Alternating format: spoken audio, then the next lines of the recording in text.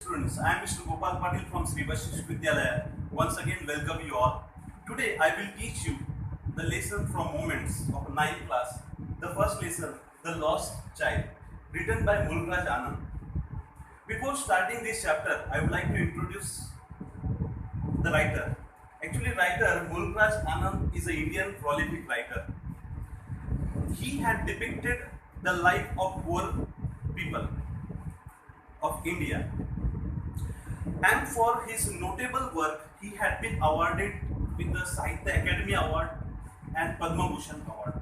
He was born on 12th December 1905 in Peshawar, which is today located in Pakistan. So, before starting this lesson, now we should know about the characters of this lesson, the important characters of this lesson: boy, parents, and the person. The boy is the main protagonist of this chapter, who insists to buy everything when he attended the fair. Second characters are parents, who are very loving and caring, who keeps on asking that boy that he should remain along with them while going to the fair. And the another character, the person who found him, he is a helpful and kind, who tries to console him by offering all things which he wanted earlier.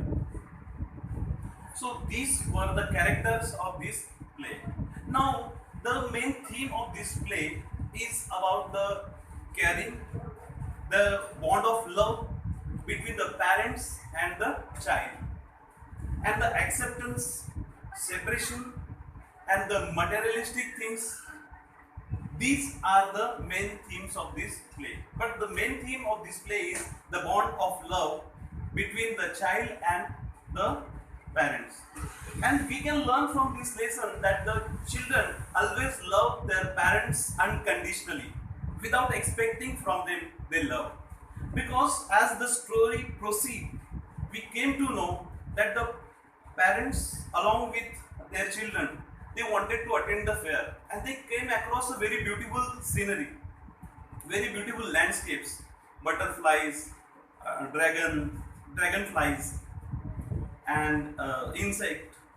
He wanted to catch the butterflies, and that's why he was lagging behind. As they move further, then again child come across the some shops of toys, different colors of balloon sellers. Once moment he came across the snake charmer who stood playing the flute, and that's why the child was fascinated by all these things, and he wanted to see all these things, and he wanted to buy all these things. But he knew very well that his parents were denying him. They refused to buy all these things, and finally, on his bold request, he reached to the merry-go-round. You know very well that children are more fascinated with these toys and play in the fair. And he went there, and from that moment, he lost his parents. And what happens at the end of the chapter? Now we will see. Now let's see the chapter. It was the festival of spring. From the wintry shades of narrow lanes and alleys emerged a gaily clad humanity. Spring, it was the spring season before it was the festival of spring. From the wintry shades of narrow lanes and alleys emerged. Lanes means path and emerge means came out.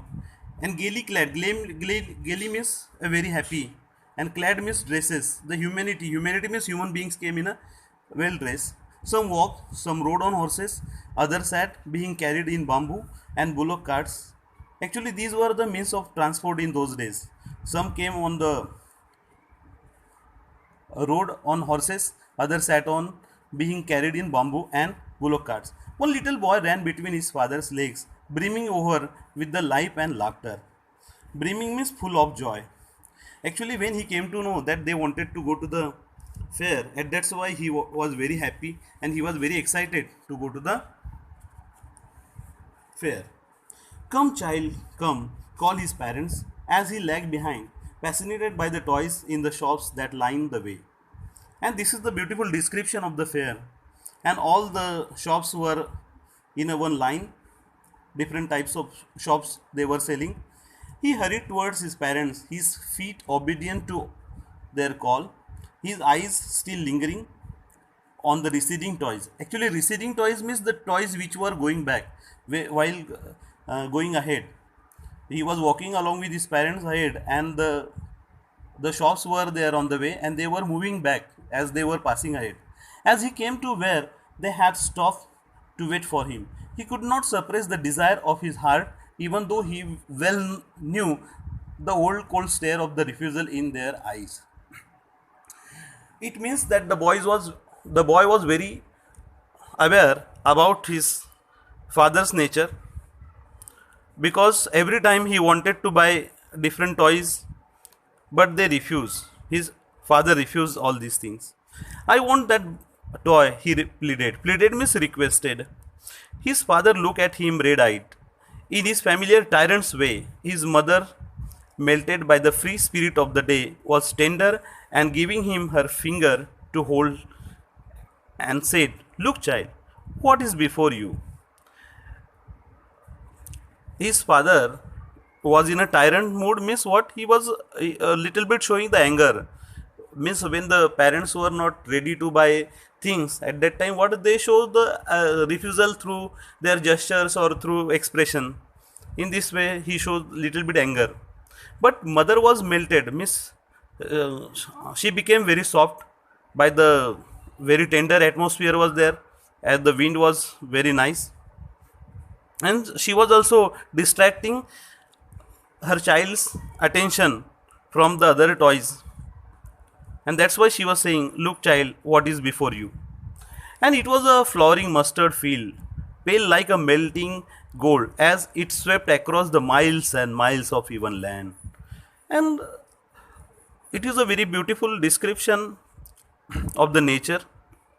Mulkraj Anand has depicted the beauty of nature in this chapter, and it is the beautiful field of the mustard. Do you know the mustard seeds?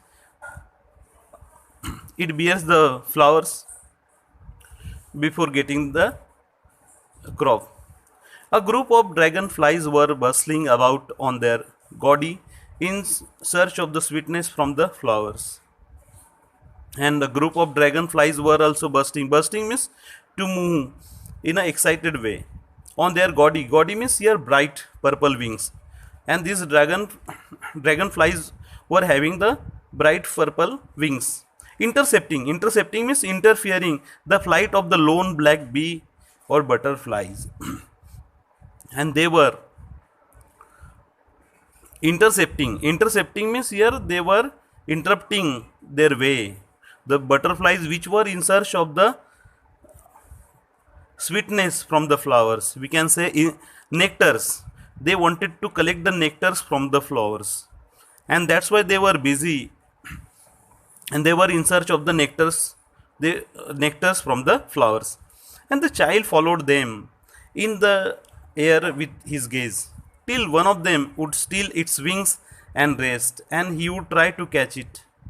And the child was observing all these butterflies. They were flying in the air, but one of them was still. Still means it has stopped the flying and it rests on the flower. And he would try to catch that which was seated over the flower. But it would go fluttering, flapping, and as soon as it became very cautious that someone wants to catch that butterflies, so itself it started flying, and it would go fluttering and flapping up into the air. When he had almost caught it in his hand, and then his mother gave a cautionary call. His mother gave a cautionary call means alert call. "Come, child, come on to the footpath." Because the child was fascinated with these beautiful sceneries and insects and butterflies and flowers, so obviously he was lagging behind. That's why he ran toward his parents gaily. Gaily means happily, and walked abreast of them for a while. Abreast means go in a same direction. where his parents were walking ahead. He also wanted to follow them. He ran towards his parents gaily and walked abreast of them for a while. Being, however, soon left behind, attracted by the little insects and worms along the footpath that were teeming out from their hiding places to enjoy the sunshine. And do you know some insect? They live in hole, and because it was about to start the spring season. Recently just it had been started, and earlier it was the winter season, and that's why they prefer to live in the hole in order to keep themselves safe. But as do you know that it was a winter season, just it had been ended now, but still there was a cold atmosphere, and that's why they also wanted to enjoy the sunshine, and that's why they wanted to come out of their hole or hiding places to enjoy the sunshine. And that child was attracted by this insect also. Come, child, come, his parents called from the shade of a grove, where they had seated themselves on the edge of well. He ran towards them. And do you know, as parents, they were walking ahead, and that child was lagging behind every time, and he had to run to catch his parents. And they were waiting and they sat on the edge of well. And grow means here the plantation. Do you know earlier the farmers, they had planted more and more trees on their fence also, on the corners of the farm. So there was a very much plantation, and beautiful trees were there. Grow means the many trees were there, and they had seated themselves on the edge of the well. He ran towards them, and next a shower of young flowers fell upon the child as he entered the grove. And as soon as he entered into the grove, he observed the flowers fell upon the child. And forgetting his parents, he began to gather the raining petals in his hands. And do you know that the petals were falling on him just as the rain falls in the form of drops? In the same way, here petals were falling in the form of it has been compared with the rain. How the drops fall during the monsoon season. In the same way, that petals were falling in the form of the